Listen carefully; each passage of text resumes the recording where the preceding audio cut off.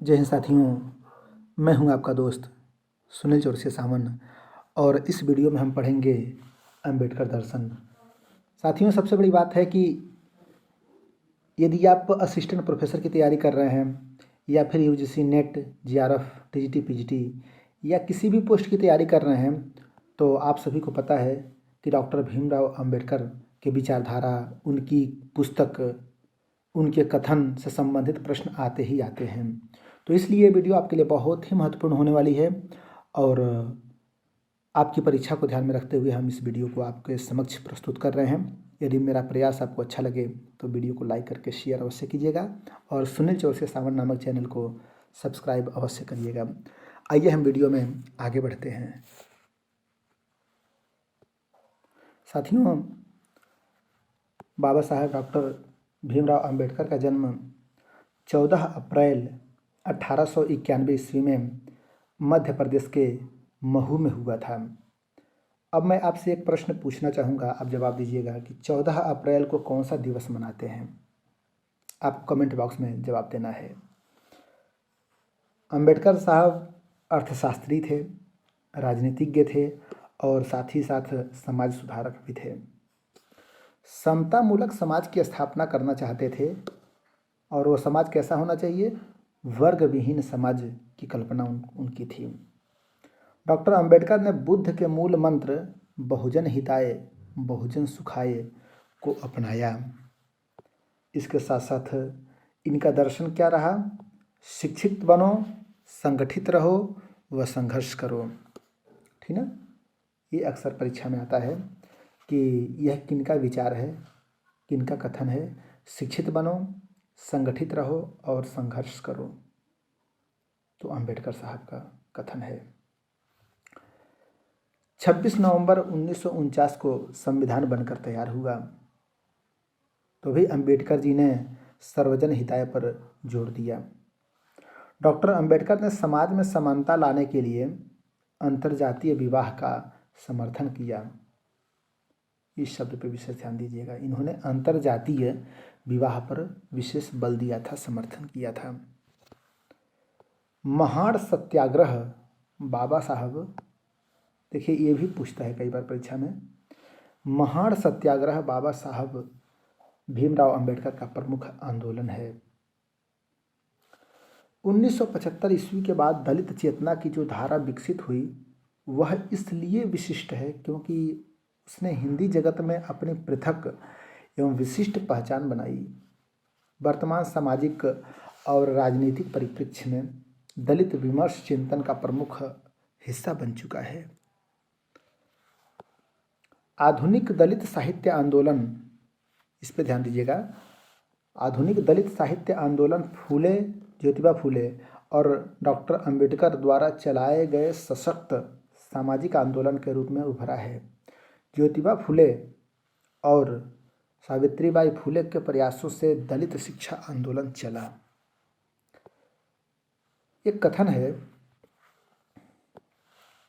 विचारों को कोई देवी देवता नहीं देते, मनुष्य ही विचारों का सृष्टा है, भले ही वे नकारात्मक हों या सकारात्मक। मनुष्य में विचार बुद्धि से उत्पन्न होते हैं। ये किसका कथन है? तो बाबा साहेब डॉक्टर भीमराव अंबेडकर का कथन है। अंबेडकर जी के विचार किनसे प्रभावित थे? उनका जो दर्शन है, उनके विचार के प्रमुख स्रोत कौन कौन से हैं?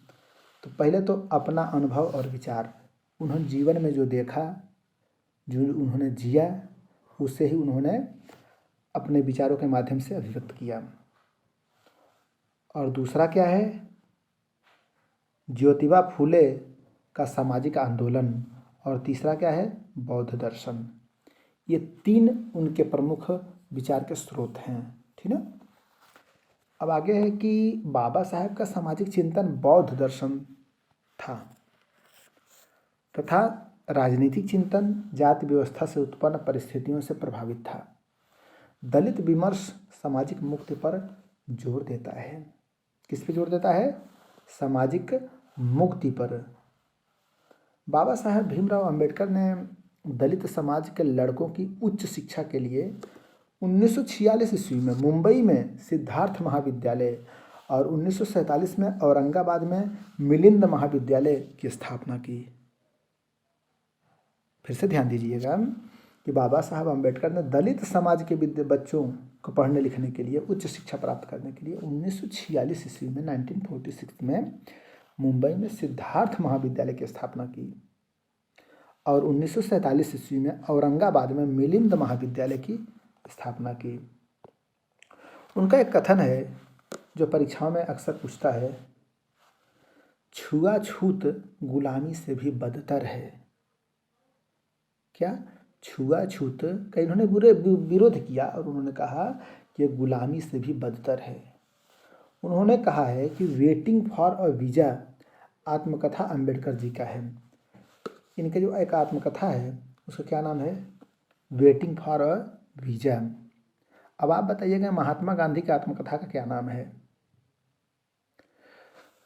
उनकी कुछ पत्रिकाएं भी हैं और ये पत्रिकाएं जो हैं ये परीक्षा में इनमें से कहीं ना कहीं से कुछ ना कुछ जरूर पूछता है।